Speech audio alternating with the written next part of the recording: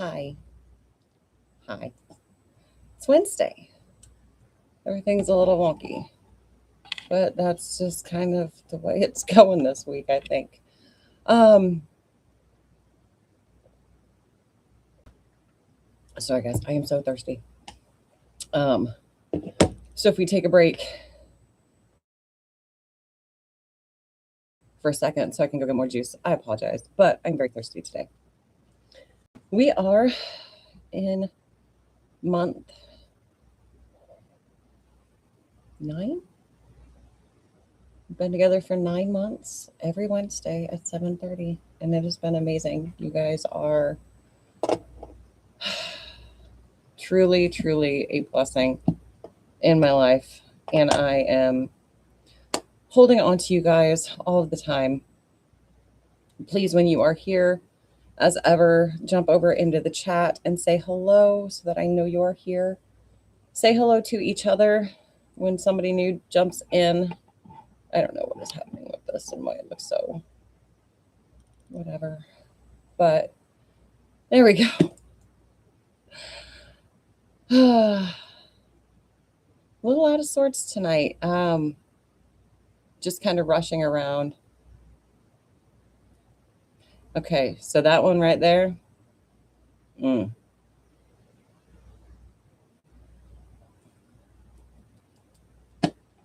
Um, Karen and I have been best friends since 2000. Is that right? Is it 26 years now? She is the reason we have this. She's the reason we have this. 2000, yeah. And she is my sister from another mister. The first one to like everything that I post, and my loudest, longest running cheerleader. And yeah, definitely one of the reasons that I am doing this every single week. So I love you.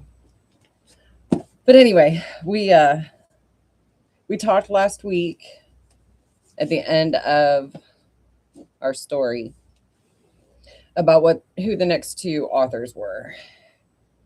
And it was Dostoevsky and Tolstoy. Neither of which is, sorry, my pillows are all wonky. Oh no. Oh no, what did I lose? What did I lose? Are you guys still with me? Oh, I do hope so. I think I just lost my monitor. So my apologies. I moved a cord. And okay. Shoo. Okay. Sorry, I lost you guys for a second, but not really. I could only not see you for a second. But anyway, so yes. So neither of those authors is very happy, and I'm not going to purposely bum us out. If it happens just because we read cold, I'm usually very sorry, but I'm not going to do that to us on purpose. So we are skipping like 4 stories. And we are moving on to an author that I don't know. His name is Frank Stockton, and he lived from 1834 to 1902. So good long life for when he lived. And the story tonight is called The Lady or the Tiger. And it was first published in 1882 in the magazine The Century. Excuse me. The little footnote that goes along with it says, "The lady or the tiger has become an allegorical expression in English language for an unsolvable problem." So maybe that's pretty good for us right now. We are 3 weeks away from spring. Thank goodness. I'm ready. I think you guys are ready too. I need some spring in my life. These gray, yucky days are getting to me. And I know they're getting to you guys too. So hopefully our Wednesdays are a little bit of a respite from that for you. But we are going to get started. I'm going to take another little drink. You guys, stumbling already. That is not a good sign. So you guys take your own little drink and we'll get started with our story.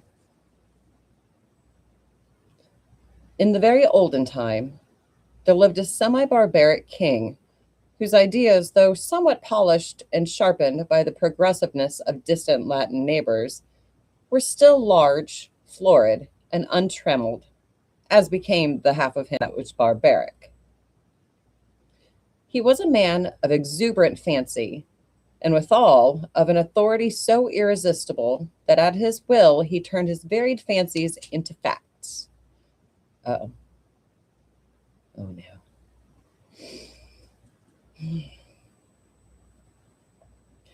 He was greatly given to self-communing, and when he and himself agreed upon anything, the thing was done.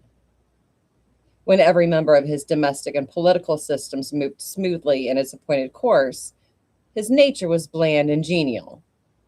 But whenever there was a little hitch and some of his orbs got out of their orbits, he was blander and more genial still, for nothing pleased him so much as to make the crooked straight and crush down uneven places. Among the borrowed notions by which his barbarism had become summified was that of the public arena, in which, by exhibitions of manly and beastly valor, the minds of his subjects were refined and cultured. But even here, the exuberant and barbaric fancy asserted itself.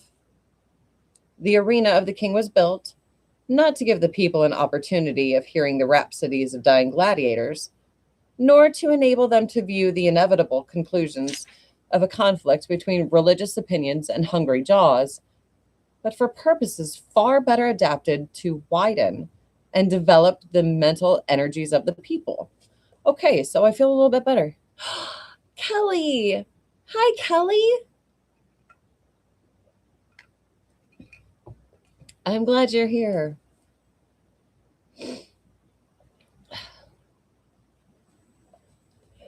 This vast amphitheater, with its encircling galleries, its mysterious vaults, and its unseen passages, was an agent of poetic justice, in which crime was punished or virtue rewarded by the decrees of an impartial and incorruptible chance.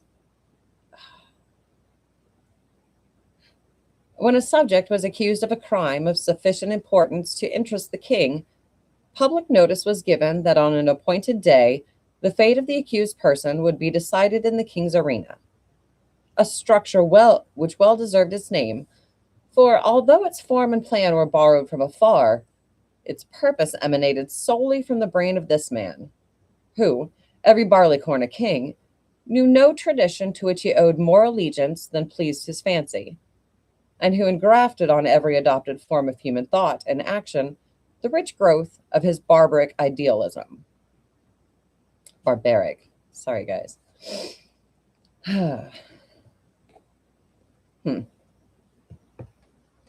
When all the people had assembled in the galleries, and the king, surrounded by his court, sat high upon his throne of royal state on one side of the arena, he gave a signal.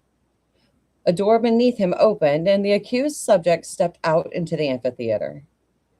Directly opposite, on the other side of the enclosed space, were two doors, exactly alike and side by side. It was the duty and the privilege of the person on trial to walk directly to these doors and open one of them. He could open either door he pleased. He was subject to no guidance or influence but that of the aforementioned impartial and incorruptible chance. Oh, here we go. Okay. If he opened the one, there came out of it a hungry tiger, the fiercest and most cruel that could be procured, which immediately sprang upon him and tore him to pieces as a punishment for his guilt. The moment that the case of the criminal was thus decided, doleful iron bells were clanged, great wails went up from the hired mourners posted on the outer rim of the arena, and the vast audience, with bowed heads and downcast hearts, wended slowly their homeward way, mourning greatly that one so young and fair, or so old and respected, should have merited so dire a fate. But if the accused person opened the other door, there came forth from it a lady, the most suitable to his years and station that his majesty could select among his fair subjects. And to this lady he was immediately married as a reward for his innocence.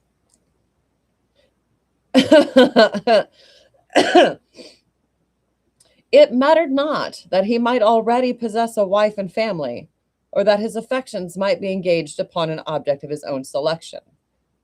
The king allowed no such subordinate arrangements to interfere with his great scheme of retribution and reward.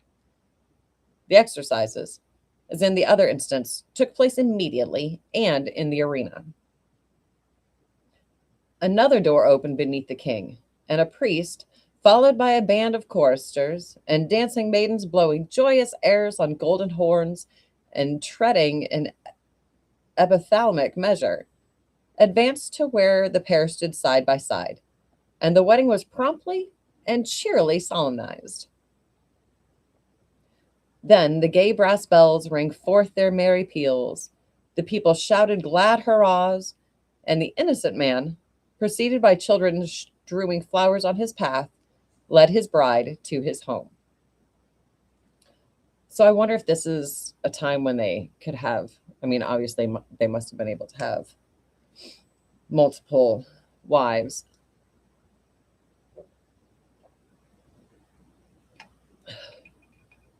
But okay, tangent, because that's what we do. Can you imagine the wife, right? Like the first one, your husband gets dragged away, and best case scenario is that he comes home with a new wife. Like that's your best case scenario. It's fiction, Katie. It's fiction, but still.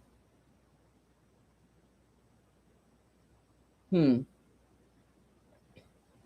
we'll continue on. This was the king's semi-barbaric method of administering justice. Its perfect fairness is obvious. The criminal could not know out of which door would come the lady. He opened either he pleased, without having the slightest idea whether, in the next instant, he was to be devoured or married. On some occasions, the tiger came out of one door, and on some out of the other. The decisions of this tribunal were not only fair, they were positively determinate. The accused person was instantly punished if he found himself guilty, and if innocent, he was rewarded on the spot, whether he liked it or not. There was no escape from the judgments of the king's arena. The institution was a very popular one. When the people gathered together on one of the great trial days, they never knew whether they were to witness a bloody slaughter or a hilarious wedding. This element of uncertainty lent an interest to the occasion which it could not otherwise have attained. Thus, the masses were entertained and pleased. And the thinking part of the community could bring no charge of unfairness against this plan, for did not the accused person have the whole matter in his own hands? Well, I guess they'd have to be heavy doors to keep the tiger from coming through it. So maybe that would soundproof it a little bit, and yeah, having that many people in an arena would make it hard to hear, like if the tiger was growling. I don't know. There's got to be some sort of trick to it. We'll see.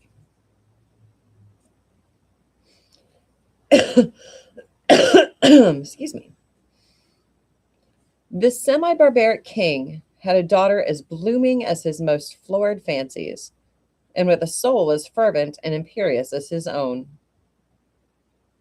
As is usual in such cases, she was the apple of his eye and was loved by him above all humanity. Among his courtiers was a young man of that fineness of blood and lowness of station common to the conventional heroes of romance who love royal maidens. This royal maiden was well satisfied with her lover, for he was handsome and brave to a degree unsurpassed in all this kingdom, and she loved him with an ardor that she had enough of barbarism in it to make it exceedingly warm and strong. This love affair moved on happily for many months until one day the king happened to discover its existence. He did not hesitate nor waver in regard to his duty in the premises. The youth was immediately cast into prison, and a day was appointed for his trial in the king's arena. This, of course, was an especially important occasion, and His Majesty, as well as all the people, was greatly interested in the workings and development of this trial. Ooh, is he going to put her in the thing? Okay. Don't read ahead. Don't read ahead. Read together. Read together. Never before had such a case occurred. Never before had a subject dared to love the daughter of a king. In after years, such things became commonplace enough, but then they were in no slight degree novel and startling. The tiger cages of the kingdom were searched for the most savage and relentless beasts, from which the fiercest monster might be selected for the arena, and the ranks of maiden youth, and beauty throughout the land were carefully surveyed by competent judges, in order that the young man might have a fitting bride in case fate did not determine for him a different destiny. Of course, everybody knew that the deed with which the accused was charged had been done. He had loved the princess, and neither he, she, nor anyone else thought of denying the fact. But the king would not think of allowing any fact of this kind to interfere with the workings of his tribunal, in which he took such great delight and satisfaction. No matter how the affair turned out, the youth would be disposed of, and the king would take an aesthetic pleasure in watching the course of events, which would determine whether or not the young man had done wrong in allowing himself to love the princess. Ah, so the crime wasn't loving her, but letting himself.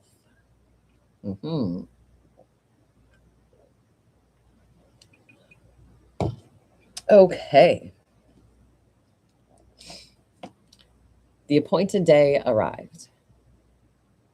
From far and near, the people gathered and thronged the great galleries of the arena, while crowds, unable to gain admittance, massed themselves against its outside walls. Oh, yeah. The king and his court were in their places, opposite the twin doors, those fateful portals so terrible in their similarity. All was ready. The signal was given. A door beneath the royal party opened, and the lover of the princess walked into the arena. Tall, beautiful, fair, his appearance was greeted with a low hum of admiration and anxiety. Half the audience had not known so grand a youth had lived among them. No wonder the princess loved him. What a terrible thing for him to be there. As the youth advanced into the arena, he turned, as the custom was, to bow to the king. But he did not think at all of that royal personage. His eyes were fixed upon the princess, who sat to the right of her father. I'm going to try a word and hope it's right. Had it not been for the moiety of barbarism in her nature, it is probable that lady would not have been there. But her intense and fervid soul would not allow her to be absent on an occasion in which she was so terribly interested. From the moment that the decree had gone forth that her lover should decide his fate in the king's arena, she had thought of nothing night or day, but this great event and the various subjects connected with it. Possessed of more power, influence, and force of character than any one who had ever been interested in such a case, she had done what no other person had done. She had possessed herself of the secret of the doors. She knew in which of the two rooms behind those doors stood the cage of the tiger, with its open front, and in which waited the lady. Through those thick doors, heavily curtained with skins on the inside, it was impossible that any noise or suggestion should come from within to the person who should approach to raise the latch of one of them. But gold and the power of a woman's will had brought the secret to the princess. Not only did she know in which room stood the lady, ready to emerge all blushing and radiant should her door be opened, she knew who the lady was. It was one of the fairest and loveliest of the damsels of the court who had been selected as the reward of the accused youth, should he be proved innocent of the crime. Oh, we get the real crime. Okay. Should he be proved innocent of the crime of aspiring to one so far above him, and the princess hated her. Often she had seen, or imagined that she had seen, this fair creature throwing glances of admiration upon the person of her lover. And sometimes she thought those glances were perceived and even returned. Now and then she had seen them talking together. It was but for a moment or two, but much can be said in a brief space. It may have been on most unimportant topics, but how could she know that? The girl was lovely, but she had dared to raise her eyes to the loved ones of the princess, and with all the intensity of the savage blood transmitted to her through long lines of wholly barbaric ancestors, she hated the woman who blushed and trembled behind that silent door. When her lover turned and looked at her, and his eye met hers as she sat there, paler, whiter than any one in the vast ocean of anxious faces about her, he saw by that power of quick perception, which is given to those whose souls are one, that she knew behind which door crouched the tiger and behind which stood the lady. He had expected her to know it. He understood her nature, and his soul was assured that she would never rest until she had made plain to herself this thing, hidden to all other lookers on, even to the king. The only hope for the youth in which there was any element of certainty was based upon the success of the princess in discovering this mystery. And the moment he looked upon her, he saw that she had succeeded. Then it was his quick and anxious glance asked the question, which? It was as plain to her as that he shouted it from where he stood. There was not an instant to be lost. The question was asked in a flash, and it must be answered in another. Her right arm lay on the cushioned parapet before her. She raised her hand and made a slight, quick movement toward the right. No one but her lover saw her. Every eye but his was fixed on the man in the arena. Oh, no. Oh, no. Okay. He turned, and with a firm and rapid step, he walked across the empty space. Every heart stopped beating. Every breath was held. Every eye was fixed immovably upon that man. Without the slightest hesitation, he went to the door on the right and opened it. Now, the point of the story is this. Did the tiger come out of that door? Or did the lady? What do you guys think? Before we go on, there's not much left in the story, but what do you guys think? Tiger, lady? Do you think the author's going to tell us? All right, let's find out. The more we reflect upon this question, the harder it is to answer. It involves a exactly. If I can't have him, no one can. Oh, hmm. The more we reflect upon this question, the harder it is to answer. It involves the study of the human heart, which leads us through devious mazes of passion, out of which it is difficult to find our way.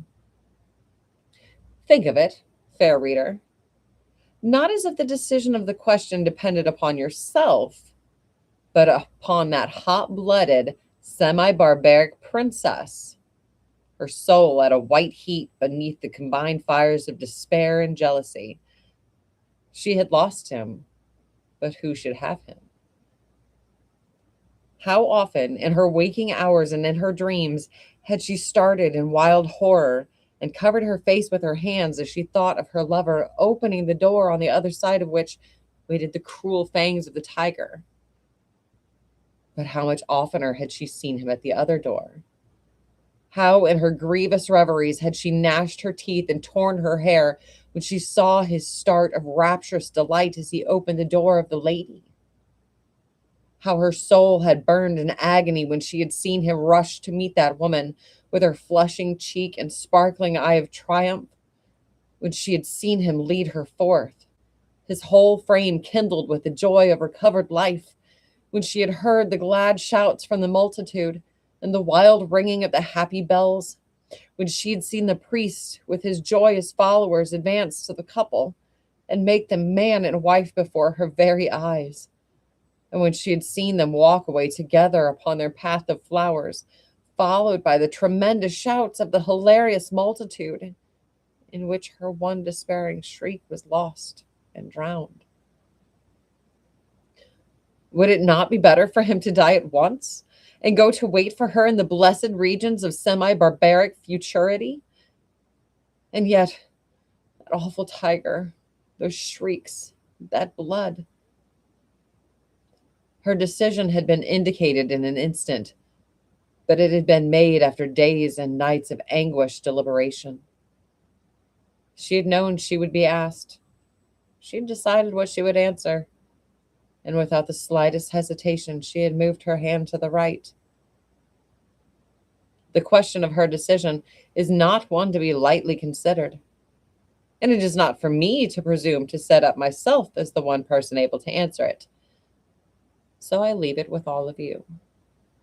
Which came out of the open door, the lady or the tiger? That was a good one. That was a good one.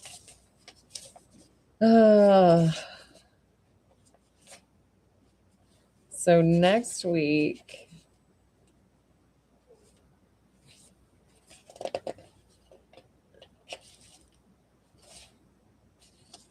we're going to have,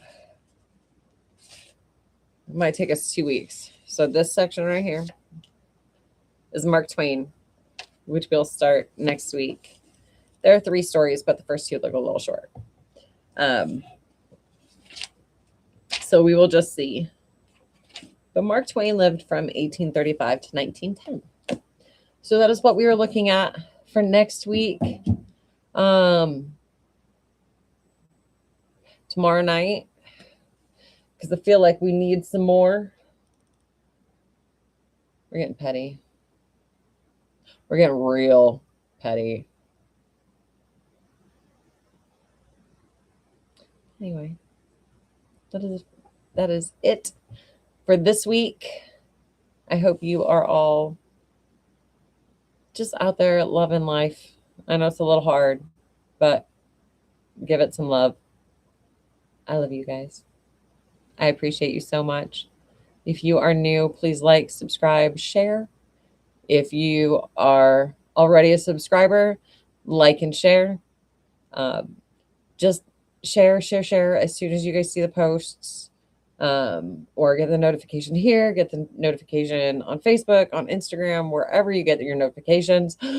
Please share it. Yeah, I think there's some algorithm issues going on. So I need y'all's help. But anyway, that is it for this week. I love you. I will see you either tomorrow on the other channel or next week right here. And until then, please be nice to each other. It doesn't cost you anything. Hi.